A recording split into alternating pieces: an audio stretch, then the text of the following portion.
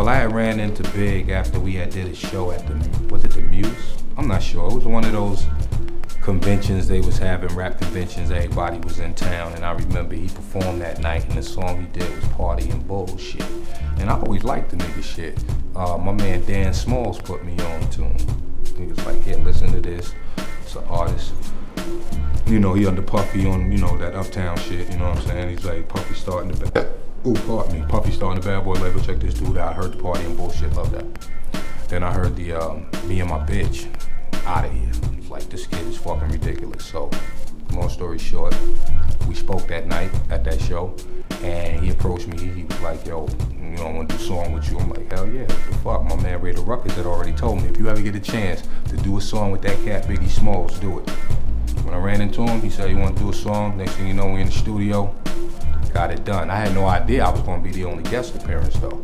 Cause you know, a lot of cats was feeling big back then, you know what I mean? From the Party and Bullshit, from his freestyles and BK and all that. But you know, he reached out to me. I guess, who knows? You know, maybe he reached out to other dudes and they ain't answered the call quick enough, who knows? But yeah, I'm the only guest appearance on that first album and shit. What it was like in the studio with him, he was a funny dude. He made me laugh and shit. Me and Puffy played Torture a little bit. It was all yeah, Torture. It's a game that we play. It was on the first Wu album. Like, Torture, motherfucker, you know what I'm saying? We played that a little bit. Tracy Waples orchestrated the whole movement. Shout out to her. And yeah, it was real cool in the studio. We both sat there and wrote our shit at the same time. Wasn't no ready written, none of that shit. We both sat there, wrote our shit down. Easy Mo was there. Easy Mo B did the track. Got it in. And you know, him and Puffy had their little banner back and forth, because Puffy was like, put my name in. He's like, nigga, your name on half the album. You on most of the fucking album already. Yeah, that was kind of funny and shit. But it was friendly shit, brotherly shit, you know what I'm saying? Yeah, that was the experience of that right there. Work.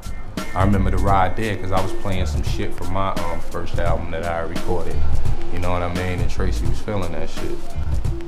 That one right there, we did that in Daz's house, in his studio, in his basement. And Rage was on it at first. Pac came home, he needed to put an album out, so you know, they was looking out for the cat, which you're supposed to do when you dealing with family. Yeah, Pac, you need that, we gonna give you that. And he heard the joint, he felt the verses me and Redman did, he put it on there, kudos to Tupac. A lot of love for it done, word up. And shit was riding, they was playing that shit in New York, word. Which is unheard of, cause you know, that little bullshit going on. No, I wasn't against East Coast rappers, and that's where the ball got twisted at right there. He just had a little gripes with Bad Boy. Bad Boy didn't have any gripes with anybody, but you know how that shit goes. Somebody wants something with you, it's like you're gonna stay on your guard, regardless. You know, a threat is a threat, but it's still a threat, you know what I'm saying?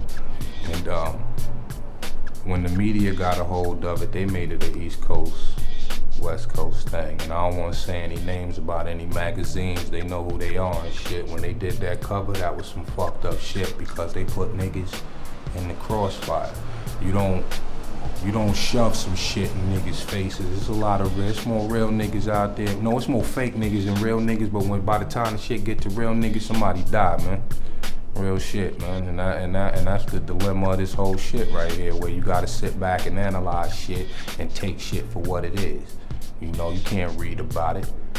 You gotta see that shit nowadays. There's so much shit going on now. It's like you do something 5 minutes later, it's on somebody's blog or on the internet, on YouTube, and you know, it's crazy.